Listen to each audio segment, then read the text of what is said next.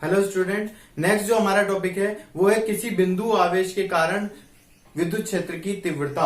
अगर मान लो कि कोई बिंदु आवेश है, ये मूल बिंदु O है, इस मूल बिंदु O पर कोई बिंदु आवेश रखा है, Q आवेश रखा है। इस Q आवेश के कारण यहाँ कोई बिंदु है, माना P बिंदु है, जिसकी दूरी यहां से कितनी है, R दूरी है। इस बिंदु P पर हमको क्या निकालनी है, विद्युत क्षेत्र की तीव्रता निकालनी है कि इसके कारण इस बिंदु P पर विद्युत क्षेत्र की तीव्रता कितनी है। तो प्रारंभ में हमने माना बिंदु O पर कोई Q आवेश स्थित है, जिसके कारण R दूरी पर स्थित किसी बिंदु P पर हमें विद्युत क्षेत्र की तीव्रता ज्ञात करनी है। तो इस बिंदु P पर विद्युत क्षेत्र की तीव्रता ज्ञात करने के लिए हम मानते हैं कि इस बिंदु P पर कोई आवेश है जिसका मान कितना है, Q0 आवेश है। ये Q0 हमारा कैसा आवेश है, परीक्षण आवेश है। इसको हम इस बिंदु पर विद्युत क्षेत्र की तीव्रता का मान ज्ञात करने के लिए प्रयोग कर रहे हैं, और इसका मान हम बाद में क्या कर लेंगे, एकांक कर लेंगे, क्योंकि विद्युत क्षेत्र की तीव्रता की परिभाषा में हमने देखा था। कूलाम के नियम से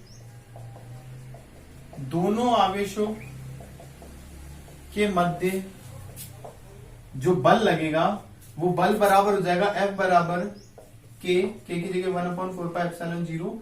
Q1 पहला आवेश कौन सा है, Q, दूसरा Q2 को दूसरा आवेश कौन सा है, Q0, अपन दोनों के बीच में दूरी का स्क्वायर R²। तो कूलाम के नियम से दोनों आवेशों के बीच में जो बल लगेगा उसका मान ये हो जाएगा। अब हम देखते हैं विद्युत क्षेत्र की तीव्रता। चूंकि विद्युत क्षेत्र की तीव्रता की परिभाषा से, चूंकि विद्युत क्षेत्र की तीव्रता की परिभाषा से हम जानते हैं कि विद्युत क्षेत्र की तीव्रता जो E वेक्टर होती है वो होती है एकांक धनावेश पर लगने वाला बल, विद्युत क्षेत्र में स्थित किसी एकांक धनावेश पर लगने वाला बल। तो ये Q आवेश था, इसके कारण चारों ओर विद्युत क्षेत्र है, उसमें कोई एकांक धनावेश रखा जाएगा तो उस पर लगने वाला बल। तो जो आवेश हमने रखा है विद्युत क्षेत्र में वो आवेश कितना रखा है, Q0 आवेश को रखा है।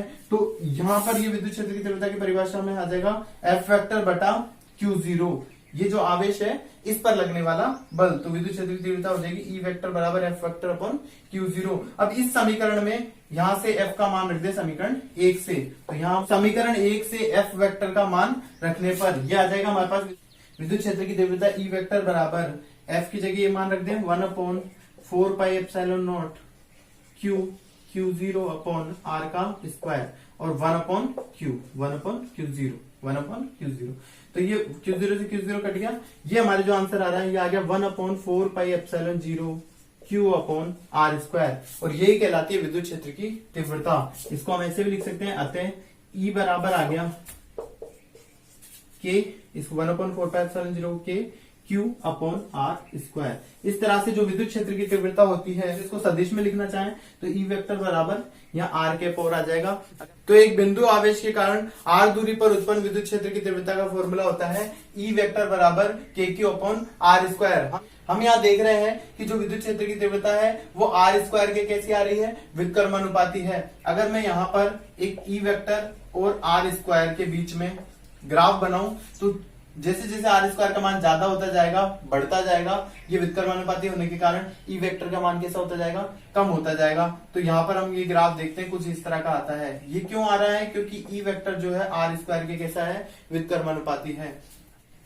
इसी प्रकार यदि हम E वेक्टर और 1/R², E वेक्टर और यहां हमने पूरा क्या ले लिया, 1/R² ले लिया, तो हम जानते हैं जो E वेक्टर है वो 1/R² इस पूरी राशि का तो कैसा है, समानुपाती है। तो E वेक्टर और 1/R² में जब ग्राफ खींचेंगे तो समानुपाती होने के कारण, क्योंकि 1/R² अगर पूरे का ही मान बढ़ेगा, इस पूरे का मान बढ़ता जाएगा तो KQ से गुणा होगा तो ज्यादा ही मान आएगा। तो E वेक्टर तो 1/R² के समानुपाती है, तो E वेक्टर और 1/R² में जब ग्राफ खींचेंगे तो ये एक स्ट्रेट लाइन हमारे पास आएगा, एक सीधी रेखा के रूप में हमें प्राप्त होगा। ये दोनों ग्राफ भी हमको ध्यान में रखने हैं।